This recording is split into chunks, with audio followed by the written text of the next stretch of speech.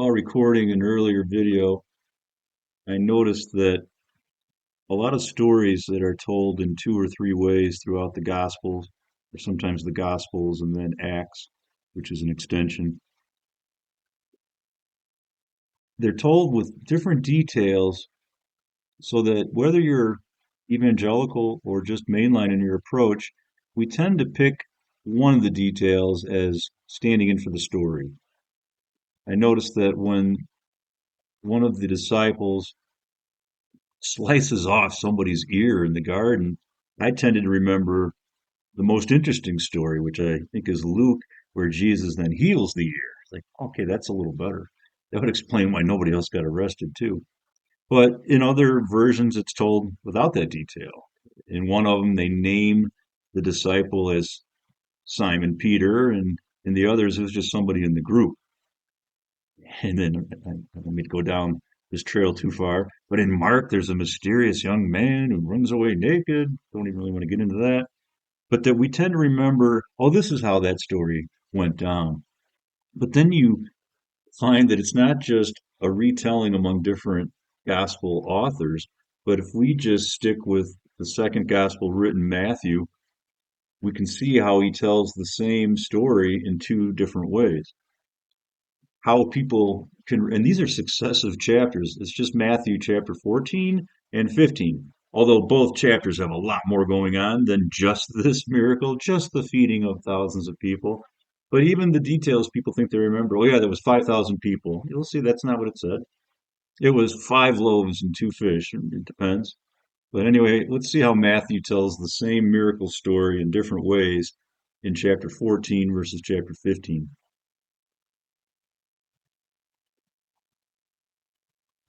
As always, I'm using the King James Version, probably the least often cited version I noticed online. Most people like the NIV and even more like the NRSV. I don't know. I like the archaic feel of the King James Version, the authorized version. But it is going back to the early 1600s, so a few things have changed with the language. Matthew 14, 15 through 21. And when it was evening, his disciples came to him, saying, This is a desert place, and the time is now past. Send the multitude away, that they may go into the villages and buy themselves victuals. But Jesus said unto them, They need not depart. Give ye them to eat. And they say unto him, We have here but 5 loaves and 2 fishes. He said, Bring them hither to me.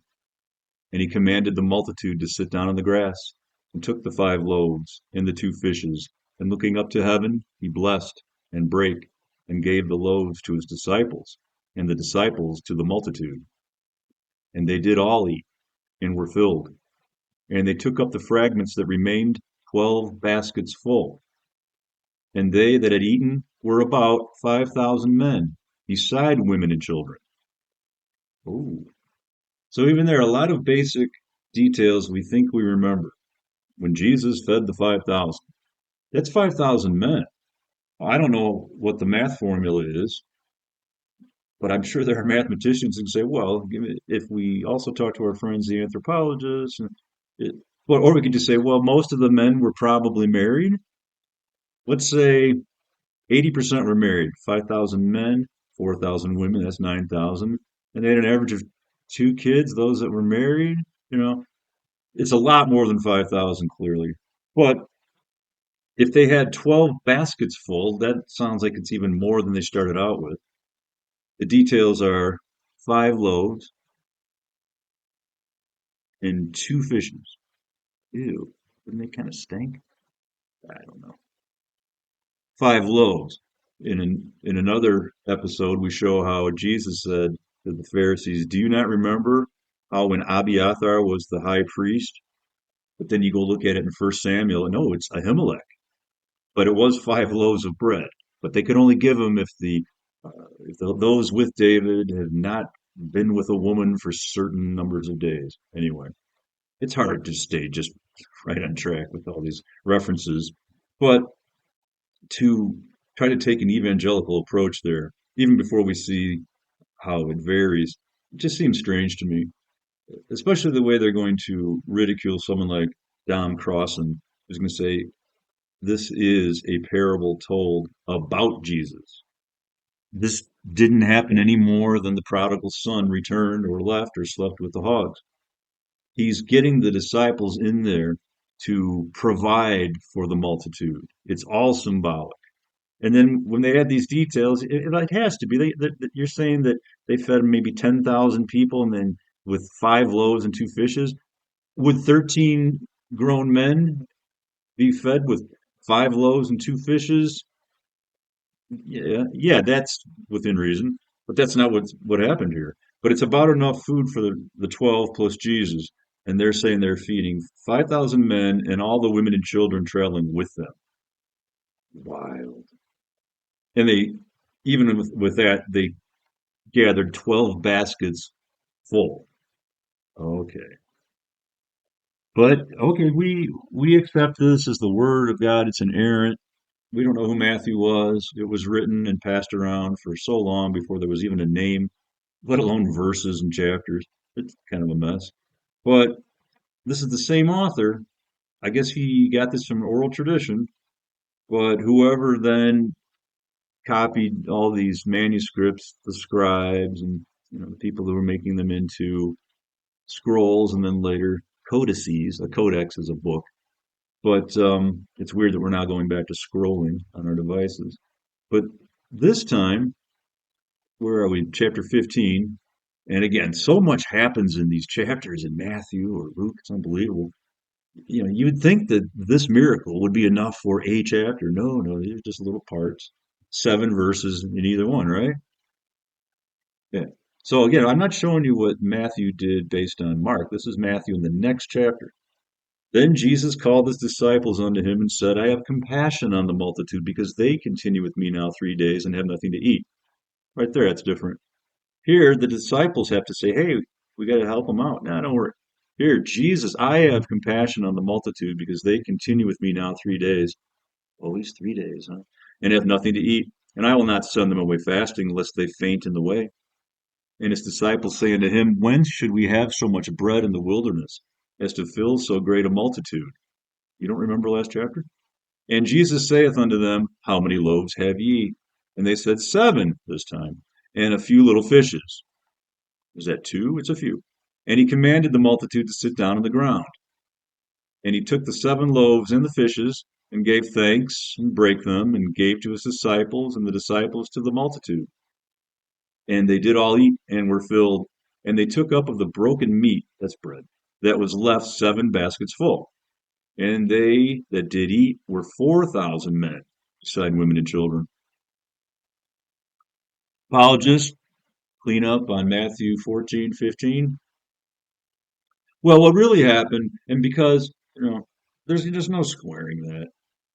That's as good as any evidence that trying to read this as the inerrant word of God, somehow told through eyewitnesses or eyewitnesses who then related it to Luke or Matthew, it doesn't even stand up among 2 chapters by the same writer. 5 loaves and 2 fishes, 7 loaves and a few fishes, 5,000 men plus women and children, 4,000 men plus women and children. The disciples say, hey, they're hungry. We got to do something about it. Jesus says, hey, they're hungry and I have compassion on them. And it's a theological question. Why does it matter that this happened? If you have the basic theology that Jesus died as a sacrifice for all of humanity's sins, but it was only available to those who believe that he did that, and then to some degree follow him in his teachings, that's more mainline. With evangelical, it's one experience, you're born again, you're good to go forever. And anyone who isn't, kind of the opposite side of the coin, bad news for you. But why would this have to be something that actually happened in order for that to be true? It's because it's an all or none proposition. They they understand that virgin birth and a resurrection are supernatural events, so that if anything in this Bible is not to be taken literally or was not related as an historical event, that would immediately grab the virgin birth is kind of important, but the resurrection is Christianity. That's why there's the cross in most churches. I think only the Catholic Church tends to show a body or corpse at that time on the cross. Most of them are empty. Or I think in the Methodist Church they had kind of a cool metalwork dove. Ooh, yeah, because they're more spiritual, they're more symbolic there. But I don't know why these have to be taken as historical accounts. But if you think they are, how do you square that? If it's history or journalism, we're looking for testimony among witnesses. We're looking for some similarities. Five loaves, two fishes, no, seven loaves, and who cares about the specific number of fishes? How many were there? 5,000 men plus women and children, and make that 4,000. Five loaves, two fishes, and you add that to seven, and then the fishes didn't matter because at this time, whenever you're trying to do apologetics, you're twisting the words around at best, but you're usually inserting a lot of text that isn't there. In Matthew, Judas hangs himself. In Acts, he falls and bursts asunder. And now, if you want to put those together, you're writing your own text. Or you take a mainline approach, like C.J. Cornthwaite, and you realize, or John Dominic Crossan, these are stories. This is religious literature. This is inspirational text. We're not saying people are crazy to believe this. It's a way of approaching the Bible. It lasted for me from what was it? Late summer, age 14, into midsummer 17. But it wasn't about the Bible being inerrant. It was just I was losing my mind. Really. I It was such a false personality that I had cobbled together without being part of a group or a church that I started thinking at that age, who am I? And that question, I didn't start writing philosophy and explore it. It drove me nuts. And I told a friend of mine, I said, hey, maybe you should just ease off that.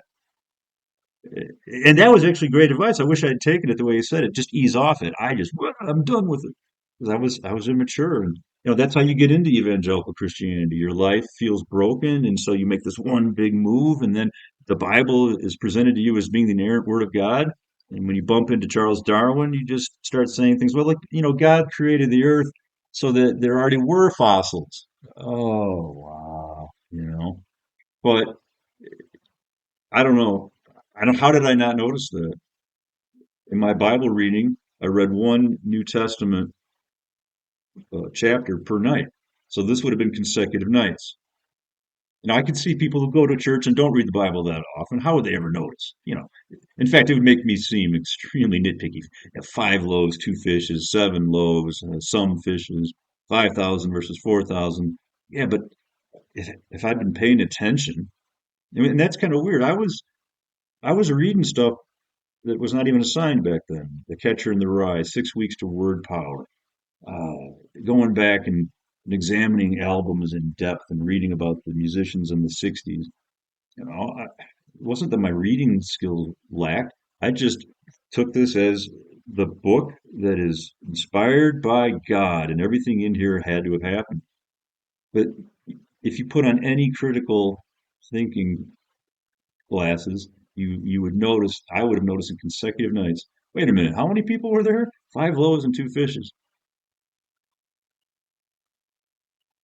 And I guess I was reading in high school, even though I went to a mainline church before that, this is still a very common story to read and teach, probably in Sunday school. And I also remember my sister, 5 years older, she got in when she was about 13 and never looked back. But this was what drove her away from that Methodist church. The Reverend, she may have asked him, but he said, this is symbolic. Basically what John Dominic Crossan would say. There are parables told by Jesus, and this is a parable told about Jesus. But to a fundamentalist or evangelical, you can't have that. If we start saying that the great fish did not actually swallow Jonah for 3 days, then we can't have this. the five loaves and the two fishes, or however many fish. But most importantly, we got to live with crazy stuff like the revelations of John of Patmos so that we can hang on to the most fantastic story of all, the resurrection. And theologically, I have yet to understand why Jesus dying in any manner pays for anybody else's transgressions. But when you're a born again Christian, you believe that first, and then you never question any of this, even though in two consecutive chapters. Why would he tell this story twice even? Are you saying it happened twice? And if it did, why would the disciples say, "Whence should we have so much bread in the wilderness?" You guys weren't there. You already fed maybe 10,000 people with five loaves, two fishes, and 12 baskets of leftovers. I don't know, people. Again, in none of these sessions are we trying to belittle the Bible, but the idea that you're going to read this as some type of an historical account, you have to put on special glasses, or you have to have a seer stone like Joseph Smith. Because these stories, first of all, why are they told in consecutive chapters, and why don't they match up? And because they don't match up, I don't see how you can try to square this as still saying it's the inerrant word of God. It's the inerrant word of God. I believe it. I can't give up any part of that, or the whole system will collapse. Well, a lot of cognitive dissonance going along. If you are reading this, reading that, and then you still have the audacity to tell people that if they don't believe this is the inerrant word of God, they're not even a real Christian people. Step outside the comfort zone. Check out CJ Cornthwaite. He's not bombastic. He's not insulting. I'm much more insulting than he is, and much less than some other folks. But I'll never be as funny as Vice Rhino. Man, that guy's hilarious. Anyway, please like and subscribe.